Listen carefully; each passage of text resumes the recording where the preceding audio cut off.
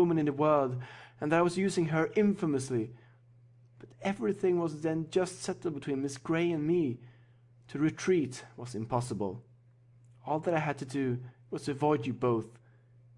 I sent no answer to Marianne, intending by that to preserve myself from her farther notice, and for some time I was even determined not to call in Berkeley Street. But at last, judging it wiser to affect the air of a cool, common acquaintance than anything else, I watched you all safely out of the house one morning and left my name. Watched us out of the house? Even so. You would be surprised to hear how often I watched you, how often I was on the point of falling in with you. I have entered many a shop to avoid your sight as a carriage drove by. Lodging as I did in Bond Street, there was hardly a day in which I did not catch a glimpse of one or other of you, and nothing but the most constant watchfulness on my side, a most invariably prevailing desire to keep out of your sight, could have separated us so long. I avoided the Middletons as much as possible, as well as everybody else who was likely to prove an acquaintance in common. Not aware of their being in town, however, I blundered on Sir John, I believe, the first day of his coming, and the day after I called at Mrs. Jennings. He asked me to a party, a dance at his house in the evening. Had he not told me as an inducement that you and your sister were to be there, I should have felt it too certain a thing to trust myself near him.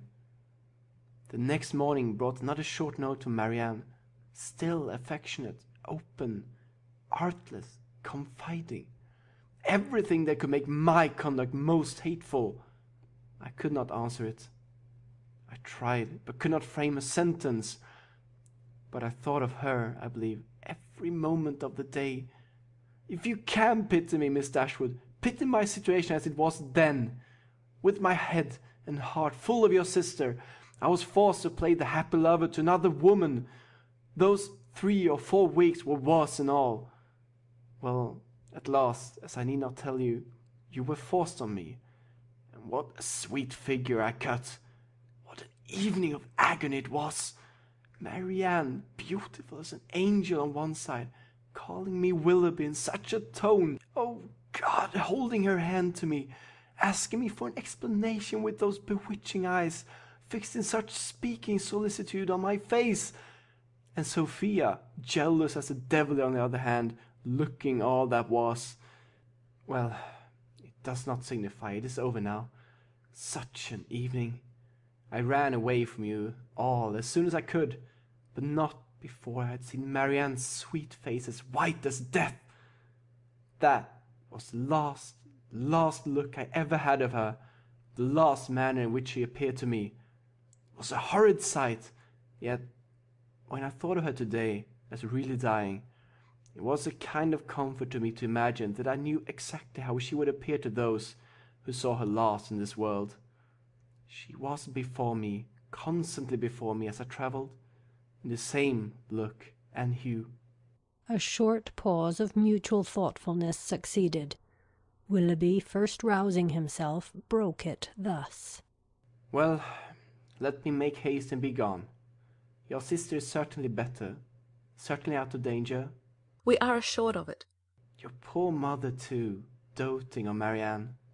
But the letter, Mr. Willoughby, your own letter, have you anything to say about that? Yes, that in particular. Your sister wrote to me again, you know, the very next morning. You saw what she said.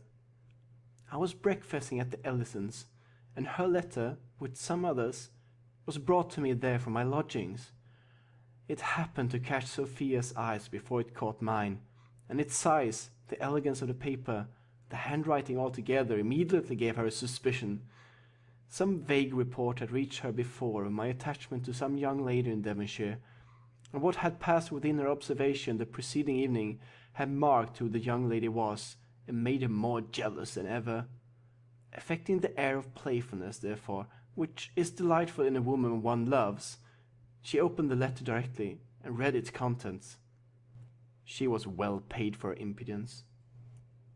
She read what made her wretched. Her wretchedness I could have borne, but her passion, her malice, at all events, it must be appeased. And, in short, what do you think of my wife's style of letter-writing? delicate, tender, truly feminine, was it not? Your wife? The letter was in your own handwriting.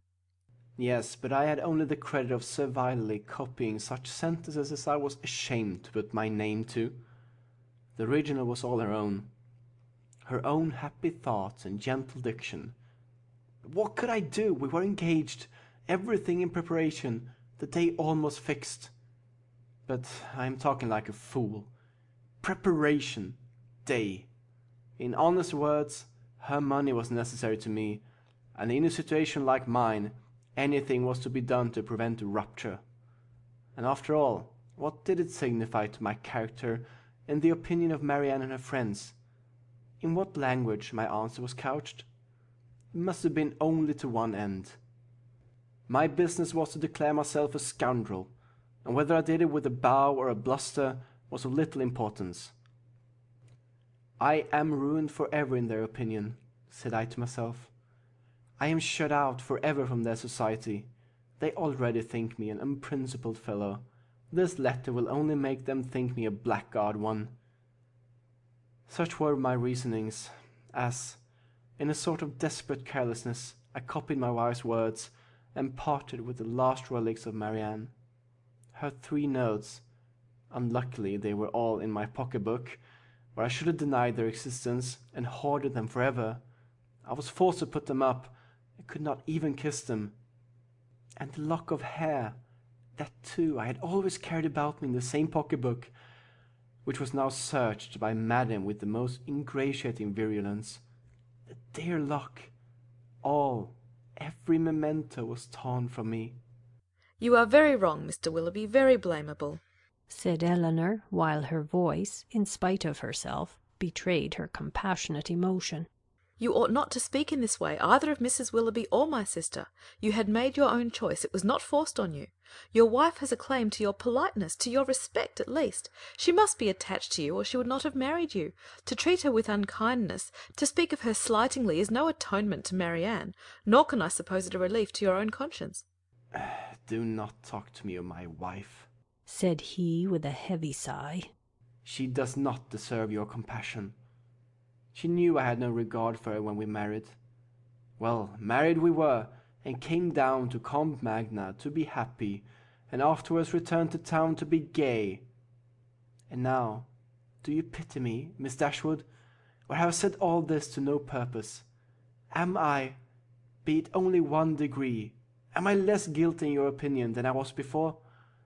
My intentions were not always wrong. Have I explained away any part of my guilt? Yes, you certainly have removed something, a little. You have proved yourself, on the whole, less faulty than I had believed you. You have proved your heart less wicked, much less wicked.